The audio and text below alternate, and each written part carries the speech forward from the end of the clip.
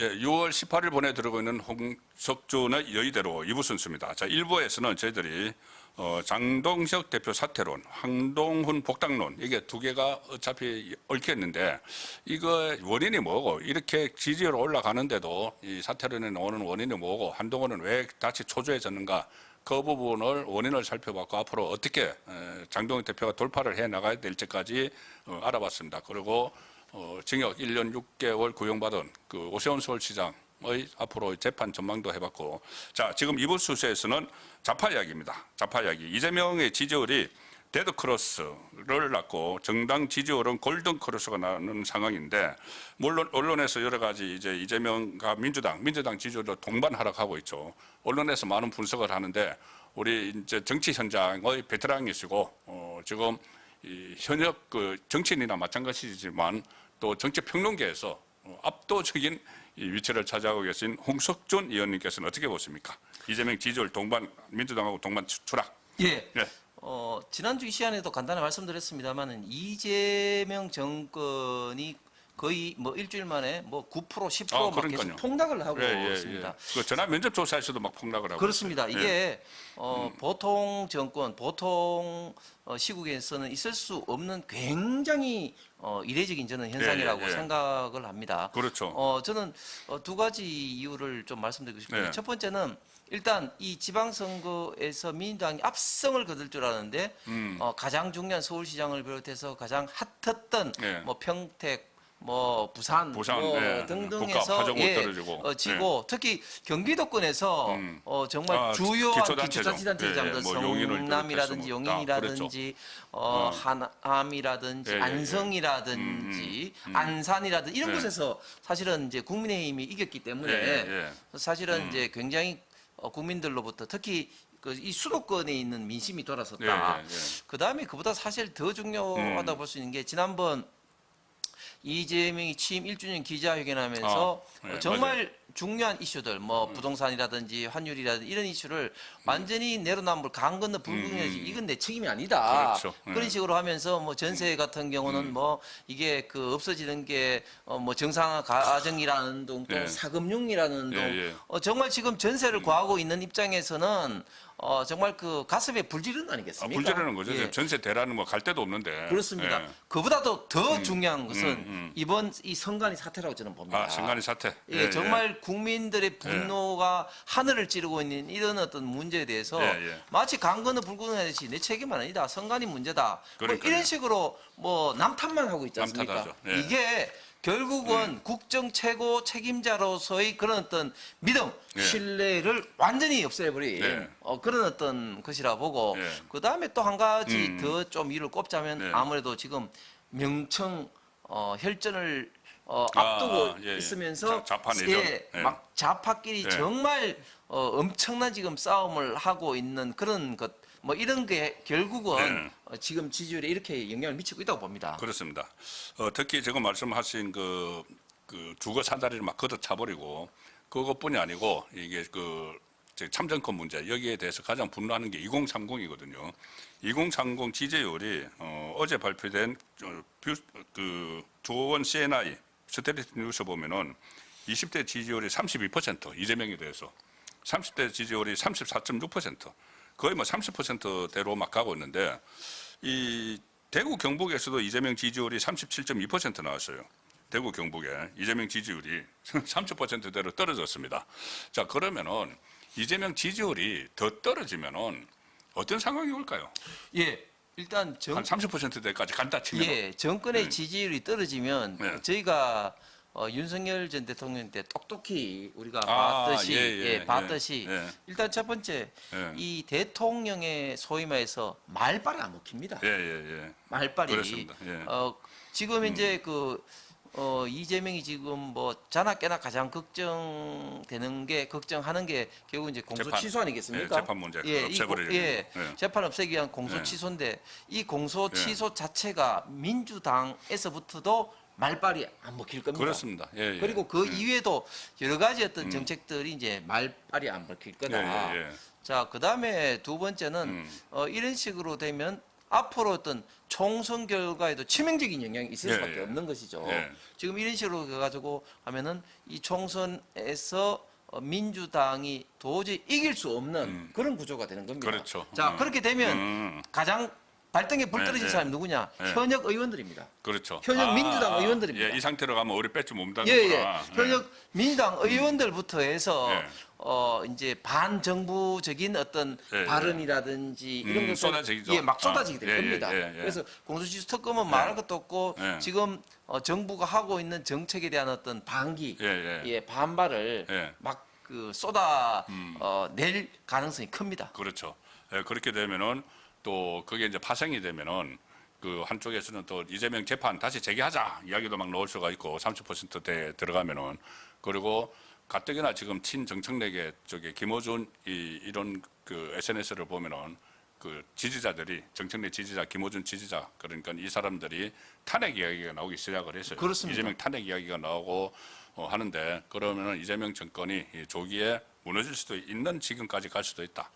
그 조성래 사무총장이 예, 예. 그저께 뉴스공장에 와서 굉장히 무서운 이야기를 했는데 참고로 제가 21대 국회 가방위에서 할 때 정청래가 가방위원장이고 조성래가 가방위 민주당 간사였습니다. 예, 그렇기 때문에 예. 제가 그때부터 그 두 사람은 친했네. 예. 그래서 비교적 제가 정확하게 알고 있는데 조성래 사무총장이 어떤 이야기를 했냐면 이 백서를 만들 때 공소 취소 어떤 논의라든지 스타벅스라든지 했어요. 이런 것을 맞아, 분석하겠다. 맞아. 예, 그렇게 예. 이야기했습니다. 그건 예. 누구를 겨냥하는 거겠습니까? 이재명을 겨냥하는 그렇죠. 거잖아요. 예, 그러니까 사무총장이 지금 이재명을 지금 이렇게 겨냥하고 예, 있는 예. 발언을 하고 있는데 만약에 지금보다도 이제 더 정권의 지지율이 예, 떨어지게 예. 되고 하면은 뭐 이거는 뭐 백서에 담는 것이 아니라 의원들이 실질적으로 행동에 나설 가능성이 굉장히 많죠. 그렇네. 예. 이게 그러니까 조성래가 사무총장이고 정청래가 임명한 정청래 측근인데 그제인가 그 김어준 방송에 나가서 뭐라고 했냐면은 이번 지방선거와 관련한 백서를 만드는데 이제 불리하게 작용한 거를 이야기를 할 때 당 안의 문제, 정청래 지도부의 당 안의 뭐 선대위 문제뿐이 아니고 정부가 뭘 했는지도 다 담겠다고 했어요.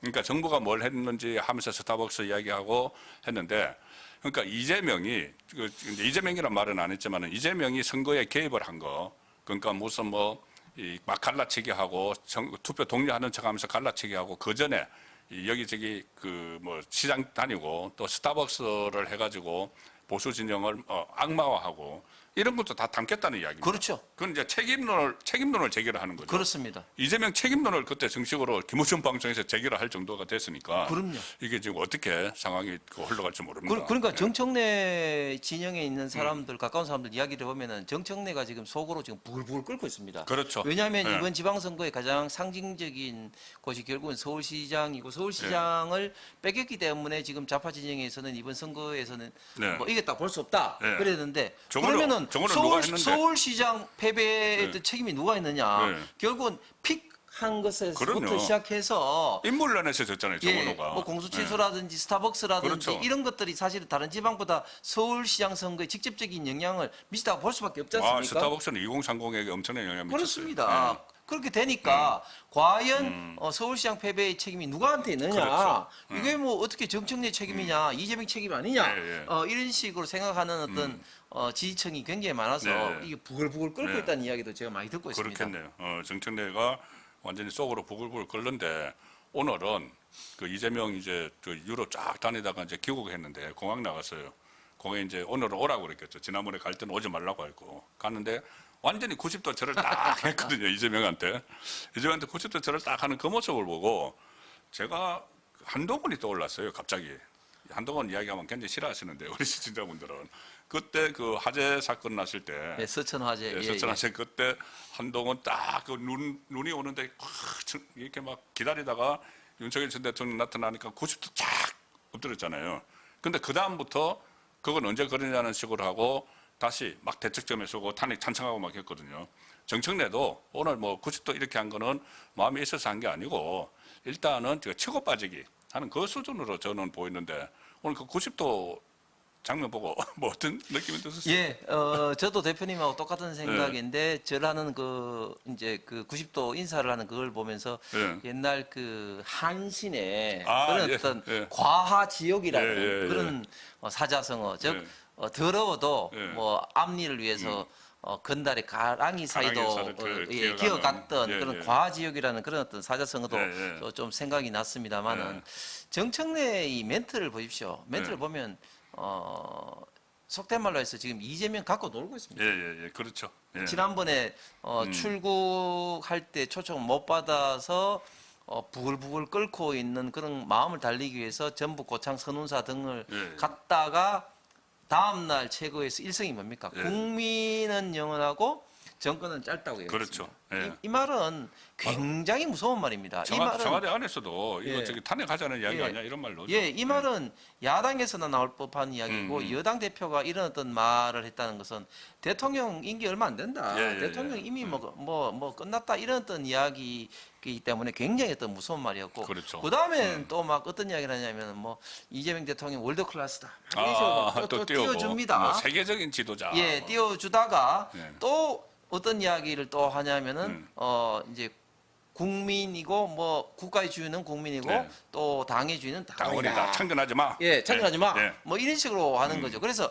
쉽게 말해서 어린아이 뭐 울 때 얼려주고 어르고 달래는. 예, 뭐 그런 예, 거와 예. 똑같다. 그래서 예, 이번 90도 하는 걸 보면서 예. 과지역인데 어쨌든 지금 정청래는 이재명을 지금 갖고 예. 놀고 있구나. 예. 왜냐하면 이런 이야기 했지 않습니까? 지금 일각에서는 정청래 나올 수 있느냐 그렇게 이야기도 하지만 어떤 이야기는 내가 나가야지 이재명 대통령이 당무 개입을 하지 않는 걸로 된다. 내가 안 나가면 예, 예. 당무 개입하는 걸로 한다. 이거 굉장히 무서운 말입니다. 그렇네. 예. 당무 개입은 그 탄핵감이에요. 네, 내가 안 나가면 그게 당무 개입이다. 이런 이야기를 하고 있는 거예요. 예. 그렇기 야, 때문에 협박이네요. 예, 협박입니다. 예. 그렇기 때문에 지금 정청래와 이재명은 정말 이제 서로 이를 갈고 있는 이제 원수지간이 됐구나. 예. 뭐 이렇게 생각합니다. 진짜 저도 그 생각을 안 했는데 이게 협박인 게 그때 그 이재명이 기자회견하면서 완전히 정청래 책임론을 했잖아요. 그렇습니다. 책임론을 막 이 정청래라는 이름만 안 나왔을 뿐이지 이걸 꽃에서 졌다 하고 막 책임론을 하고 그 반면에 김민석을 저는 이게 정말 그 당무 개입 탄핵감이 된다고 보는 것이 김민석을 지난 1년 동안 역대에서 가장 잘한 내각을 이끌었다. 이런 식으로 이야기를 하고 그다음에 김민석은 다른 역할을 맡기 위해서 교체하는 거라는 이야기를 했어요. 네. 그걸 바로 당에 투입하겠다는 그 이야기를 한 거기 때문에 네. 이걸 위헌입니다. 이거 당무 개입. 그러면은 정청래로서는 그걸 이제 받아친 거죠. 네. 내가 이번에 안 나가서 그 김민석 하게 놔버려두면은 그 이재명이 당무 개입한 거야. 그러면 이재명은 탄핵감이야. 네. 그래서 내가 나가야 되겠어. 그렇습니다. 야. 아니 이 말이 얼마나 무서운 말이냐면요. 예. 그동안 친명 진영은 물론이고 일부 민주당의 원로 그룹도 예. 지금 민주당 정권을 위해서는 민주당을 위해서는 이번에는 정청래가 안 나오는 게 맞다. 예, 그래서 그런 어떻게 이야기를 보면 좀 달래고 예. 나오지 않는 불출마 분위기를 조성하고 있었어요. 예. 그런데 한마디로 정청래가 정리한 겁니다. 그렇죠. 내가 안 나가면 이재명 당무 개입이다. 예. 이거 그렇네. 한마디로 정리한 겁니다. 예. 그러니까 속된 말로 해서 이 정청래는 까불지 마. 예. 뭐 나는 나가서 충분히 내가 꺾을 거야. 예. 이런 생각을 하고 있는 것이고 그다음에 조금 더 이제 진영을 넓혀 보면 지금 속된 말로 문제 털레오란 말이 있지 않습니까? 예. 그런데 문재인, 조국, 김어준, 정청래, 유시민. 그런데 지금 이쪽 진영에서도 무서운 게 뭐냐면은 유시민이 그 최근에 그 노무현 재단 상임 고문에서 사퇴했습니다. 사퇴하면서 하는 이야기가 내가 이 자리에서 비평을 하면 재단에 영향이 있을까봐 다시 볼까지 이제 하겠다. 본격적으로 이제 참전하겠다는 거예요. 이재명하고 붙겠다는 이야기죠. 예, 참전하겠다는 겁니다. 그런데 유시민이 어떤 생각을 갖고 있습니까? 공소 취소는 미친 짓이라고 했죠. 이야기를 하고 있습니다. 자, 이렇게 이제 본격적으로 이제 붙게 되면 그러면 어떻게 되느냐? 결국은 이제 정청래 측에서는 그게 이제 김민석이 되든 송영이 되든 그 당사자한테도 십자포화를 쏟아붓겠지만 그렇죠. 그러나 공소 취소 특검이라든지 이런 걸 가지고도 계속해서 이제 비판을 하겠다는 이제 선전포고가 되는 것이죠. 완전 선전포고를 했네요. 진짜 그 유세민도 그렇고 정청래도 그렇고 선전포고를 했는데 지금 그러니까는 그 이번에 지방선거도 그렇고 이재명의 지지율이 확 떨어진 이유 중에서 지금 말씀하신 이제 공소취소를 추진을 하는 거 있잖아요. 공소취소를 추진을 하고 있는데 이게 원래 이 선거 전에 하려고 했다가 역풍이 보니까 선거로 미뤘지 않습니까? 그러면 이 상황에서 공소취소 특검법이 이 처리가 될 가능성은 어떻게 보세요? 일단 정청래가 좀 있다가 이 사퇴를 이제 할 거잖아요. 그 출마하려고. 그러면은 그런데 민주당 당헌 당규에서는 예. 사퇴할 필요가 없습니다. 뭐 없는데 이재명이 이제 사퇴를 했다고 그 전에 한 50일 전에 사퇴를 했다고 사퇴하라고 이제 하고 있는데 어쨌든 그 8월달 전당대회 때까지는 공소취소 법안이 처리가 되기는 어렵겠죠. 예, 그때까지는 이제 어려울 거고. 그럼 이제 그 이후에 이제 해야 되는데. 그렇습니다. 앞으로 공소취소 이 특검 여부는 결국은 이재명 정권의 지지율과 직접적으로 연동돼 있다고 봅니다. 그렇죠, 그렇죠. 계속해서 지지율이 떨어지고 또 민주당 지지율이 떨어지는 상황에서는 저는 공소취소 특검을 무리하게 밀어붙일 수 없다고 봅니다. 특히 이 전당대회 어떤 결과가 굉장히 중요한데 만약에 정청래가 이겼다? 그럼 그걸로 저는 끝이라고 봅니다. 그렇죠. 왜냐하면 안 해주죠. 그럴 이유가 없죠. 왜냐하면 아까 말씀드린 것처럼 지금 유시민을 비롯해서 친문 측의 상당수는 이재명의 이 목줄을 잡고 있는 공소취소를 할 필요가 없다. 그렇죠. 그렇게 생각을 하고 해서도 안 된다. 이렇게 생각하고 있는 겁니다. 그리고 설사 김민석이나 송영길이가 설사 당대표가 된다 할지라도 좀 전에 말씀드린 것처럼 이 지지율하고 직접적으로 연동이 될 수밖에 없다. 그렇죠. 만약에 지지율이 뭐 계속해서 올라간다 그러면은 뭐 무리해서라도 공소취소 특검을 밀어붙이겠죠. 그러나 지금 이렇게 지지율이 하향 추세를 보이고 있는 상황에서는 저는 무리하게 못 밀어붙이다고 봅니다. 그러니까 김민석이고 송영길이고 만약에 당권을 장악을 한다고 해도 이재명 지지율이 막 떨어져 있는 상황에서 이재명 자기 살려고 공소취소를 하려고 하는데 그것을 같이 도와줬다가는 나중에 자기들도 계속 역풍을 맞는 거죠. 그렇죠. 총선에 직접적으로 영향을 받으니까요. 그렇죠. 총선에 바로 영향받고 하면은 자기들 앞날에 말 먹구름이 들이오는 건데. 그렇습니다. 정치권에서 그렇게 안 해줍니다. 제가 저도 정치부 오래 했고 국회의원 하시고 하셨지만은 이게 어떤 선의에 의해서 내가 이재명이 그때 기자회견하면서 나 밀어줬으니까 내가 은혜를 갚아야 되겠어. 그래서 이재명 지지율이 막 떨어지는데도 이 공소취소 막 통과시켜주고 이러면 자기가 나중에 덤태기를 다 쓰기 때문에 그렇게 안 해줍니다. 그래서 처음부터 계속 말씀드리는 것이 이재명의 이 생명줄은 지지율이다. 그런데 지지율이 지금 대폭락을 하고 있어서 이 추세를 계속 봐야 됩니다.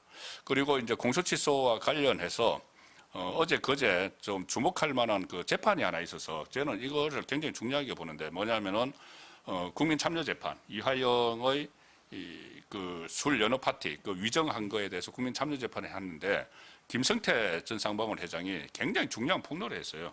그때 다들 기억하시겠지만은 김성태 처음에 수사 받을 때 동남아를 이제 도피했잖아요. 거기서 뭐 연어 그 호화 뭐 황제 도피 뭐 이런 이야기도 있었는데 김성태가 이 재판에서 그때 자기를 해외로 나가라고 한 사람이 이하영 아니냐. 그리고 손학규는 피해 있으라고 청담동 식당에서 이야기했지 않느냐. 이렇게 이야기를 했으면은 이제 이하영은 범인 은닉 도피자가 되는데 그 뒤에 이재명의 지시가 있었을 가능성이 저는 충분히 있다고 보거든요. 이재명과 관련된 거고 또 그때 김현지도 거기 개입을 했잖아요. 그 변호사, 설주한 변호사를 통해서. 그러면은 이게 이재명이 새로운 또 어떤 의혹을 하나 산 거 아니에요? 그러니까 김성태 해외 도피하라고 지시한 거. 그렇습니다. 그 김성태 전 쌈방울 회장이 국민참여재판에 나와서 당시에 해외 도피하는 것이 이화영의 지시에 의해서 했다고 이야기를 하면서 구체적으로 청담동 식당에서 구체적으로 이야기를 그리고 했어요. 또 구체적인 멘트까지 소나기는 좀 피해 보여야 되지 않느냐 이런 걸 봐서는 굉장히 설득력이 있는 이야기입니다. 물론 지금 김성태 전 회장 같은 경우는 또 번복은 했습니다만은 좀 얼버무렸어요. 하루 사이 얼버무렸어요. 그럼에도 불구하고 굉장히 겁났겠죠, 굉장히 구체적인 이야기를 했는데 이것은 이재명 측과 뗄래야 뗄 수 없는 거죠.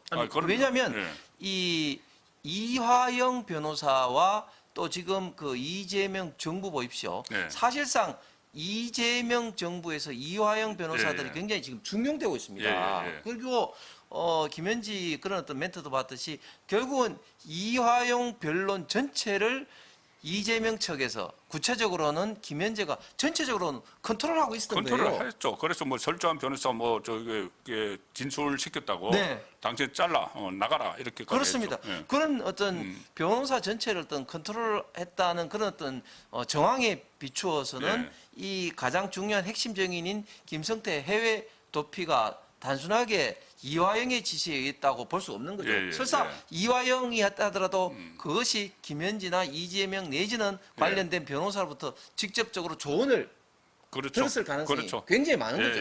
예.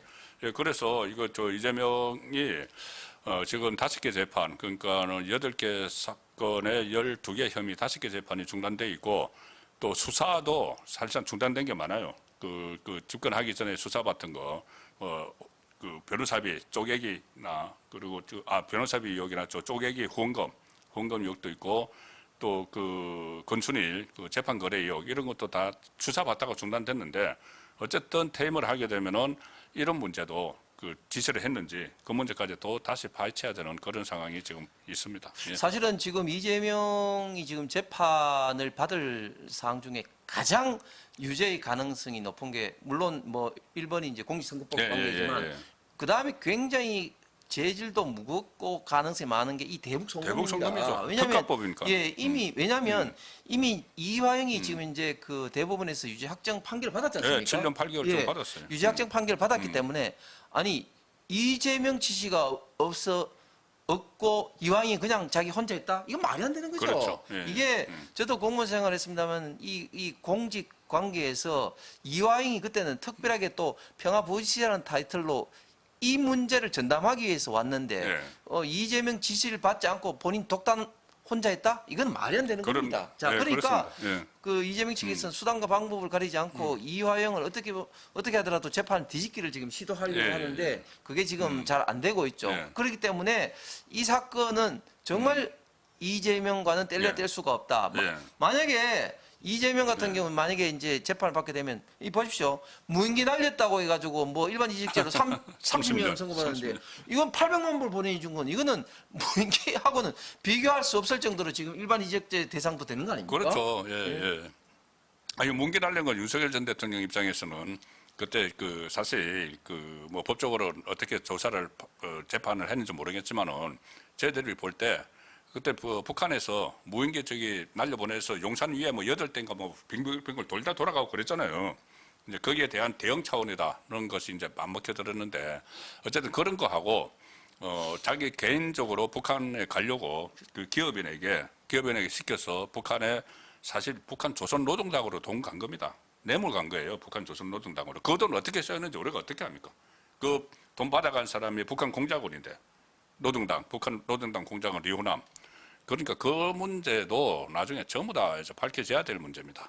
예, 그 지난번 그 국감 때도 나왔지만 방영철 부회장 등등이 당시에 리오남에게 어떻게 필리핀에서 돈을 전달했는지 구체적으로 시간이라든지 장소를 오카다 호텔 뒷문으로 가서 이야기를 했기 때문에 제가 볼 때는 이거는 빼박이다 그렇게 생각하고 사실은 저는 우리 대한민국의 법치주의가 참 걱정스러운 게 지금 윤석열 대통령이 일반인적 이건 도저히 이해가 안 되니 방금 대표님께서도 말씀했지만 그때 당시는 북한의 무인기도 무인기고 또 얼마나 많은 오물풍선이 있습니까? 그렇죠. 오물풍선도 그렇기 때문에 있었지. 그 대응 차원에서 이렇게 한 건데 아니 뭐가 북한을 이렇게 한 거죠? 그러니까요. 아니 뭐 북한 그에 상공했던 그런 어떤 무인기가 추락해 가지고 그 뭐 정보를 줬다 뭐 이렇게 말도 안 되는 이야기하는데 아니 그런 어떤 논리로 따지면 뭐 북한은 얼마나 우리한테 이 무인기를 많이 했는데 그리고 그게 무슨 어떤 북한의 큰 어떤 그 정보를 제공한 겁니까? 그 다음에 또 이야기하는 게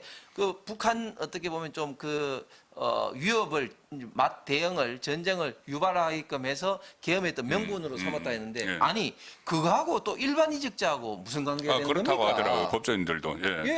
그렇기 때문에 참 말도 안 되는 일반 이적죄를 이렇게 프레임을 씌워서 대포 씌우는 이런 어떤 상황에서 참 우리 대한민국이 지금 법치주의 참 흔들리고 있구나. 참 우려를 금치 않을 네. 수 없습니다. 어쨌든 이제 그런 상황이 됐고 지금 이재명이 집권을 했고 그리고 이재명이 대한민국 전 그러니까는 그 시스템 체제를 저는 계속 균열을 시키고 있다고 생각을 하는데 뭐 좌파 안에서 여러 가지 뭐 탄핵 이야기도 나오고 해서 앞으로 상황을 지켜봐야 됩니다. 지지율도 확 떨어지고 하는데 근데 이제 제가 아까 여쭤보려다가 그냥 그 타이밍을 놓쳤는데 이 문제 지금 선관위 사태 이재명 책임론이 지금 확산이 되고 있습니다. 자기가 임명한 밥 친구 사시 동기 위철한 문제부터 시작해서 위철한이 사실상 그 선관위를 장악을 한 상태에서 이런 그 부실 관리가 드러났지 않습니까? 네. 그러면 위철한도 나가야 되는데 위철한은 오히려 선대위 직무 대행을 맡았어요. 그렇습니다. 선관위 직무 대행을 맡아서 뭐 조사한다고 하고 있고 이런 상황에서 한병도도 심지어 한병도조차 김민석도 그 특검 이야기를 했습니다. 특검을 해야 된다고 하는데 이재명은 계속 특검이 아니고 합수본을 띄웠습니다. 그러면 합수본으로 꼬리 자르게 하려는 것 아닌가요? 그렇죠. 뭔가 그렇죠. 왜 이렇게 특검 나오는 걸 두려워하는 거죠?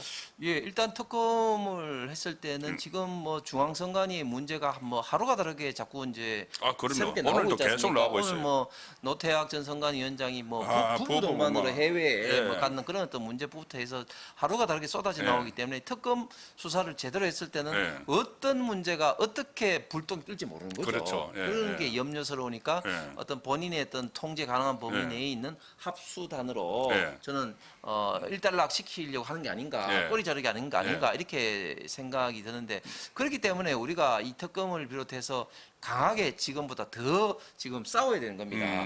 자, 그리고 지금 방송에 나가면은 지금 민주당 패널들은 어떤 논리로 하냐면은 노태학은 결국은 윤석열 때 임명됐다. 이런 식으로 말도 안 되는 어떤 예, 가짜 예. 뉴스를 하고 있습니다. 예. 자, 중앙선관위는 3명이 대통령, 3명이 대법원장, 또 3명이 이제 국회에서 추천을 그렇죠. 합니다. 예. 그래서 이제 그 9사람이 호선을 통해서 선관위원장을 뽑는데 통상적으로 선임 대법관이 이제 대법관이 선관위원장이 되죠. 예, 예. 됩니다. 예. 대통령은 상임위원을 임명을 예, 하게 예, 되는 예, 거죠. 예. 자, 당시에 이 3명을 누가 추천했느냐? 김명수 대법원장이 이 노태하기를 추천하게 예, 된 겁니다. 맞습니다. 예. 그래서 2022년 5월 달에 노태하기 선관위원장이 됐지만 시기가 윤석열 대통령 때일 뿐이지 실질적으로 추천한 것은 김명수였다. 그렇죠. 예. 이런 점을 이제 하고 실질적으로 가장 중요한 역할을 하는 것은 결국은 사무총장과 상임위원입니다. 상임 선거관리위원 예, 딱 한 명 있는. 그렇습니다. 예. 이 상임위원이 지금 현재 유철한이었고 유철한이죠. 지금 이재명이 이제 밥 친구였다는 것이죠. 예. 그렇기 때문에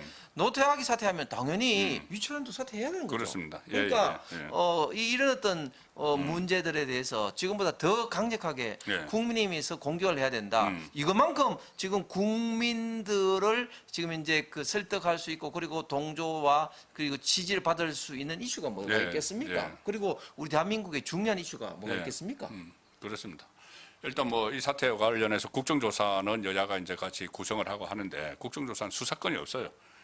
강제 수사를 해야지 드러날 부분들이 많기 때문에 반드시 이제 특검을 간처를 시켜야 된다. 그리고 특검을 간처를 시켜서 지금까지 있었던 그 부실 그 관리나 이런 것들을 다 파헤쳐야지 지금 일부에서 저희들이 이야기했던 장동혁 대표가 추진하는 전국적인 이 재선거, 전면 재선거 여기도 어떤 그 밑거름이 될 수 있는 그런 그 특검 수사 결과도 나오고 해서 같이 가야 되는 그 상황으로 전개가 되고 있습니다. 제가 마치기 전에 한마디만 예. 좀 하면은 진짜 이게 중요한 겁니다. 예. 우리 자유 대한민국에서 굉장히 중요하고 또 국민의힘에서도 굉장히 중요하기 때문에 뭐 국정조사 한다, 특검 예, 뭐 예, 요구한다 이걸로 그쳐서는 절대 되는 사항이 아닙니다. 예. 그래서 저도 이 상황이 이제 이런 사태가 벌어지고 난 다음에 전현직 선관위 국장급 한 10명 정도하고 만나거나 예. 또 그 전화를 통해서 진짜 내부적인 이야기를 많이 들어보고 있거든요. 예. 그래서 우리가 이런 내부의 이야기를 들어가지고 우리가 이번 사태를 통해서 궁극적으로 예.